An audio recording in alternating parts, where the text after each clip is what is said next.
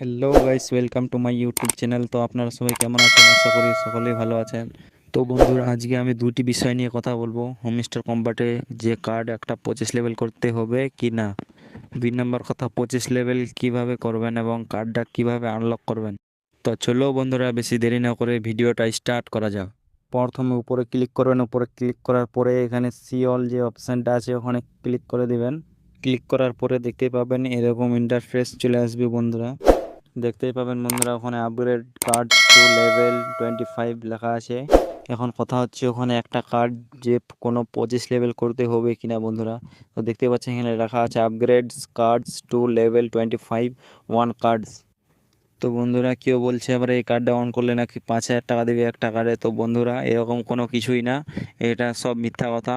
এই কার্ডটা আপনি আনলক করতেও পারেন, নাও করতে পারেন বন্ধুরা। আমার হিসাবে আপনি আনলক না করলে বেশি ভালো হয়।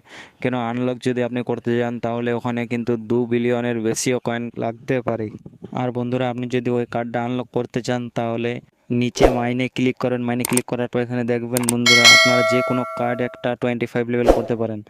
তো আমি এখানে সিইও যে কার্ডটা আছে এটা আমার 90 লেভেল আছে। তো আমি এখানে গো আহেড ক্লিক করি, তাহলে আমার 20 লেভেল হয়ে যাবে। তো এরকম করে বন্ধুরা, আপনাকে যতক্ষণ পর্যন্ত আপনার 25 লেভেল না হয় ততক্ষণ পর্যন্ত আপনাকে কিন্তু 1 লেভেল করে বাড়াতে হবে। তো আজকের ভিডিওটা এখান থেকে ছিল।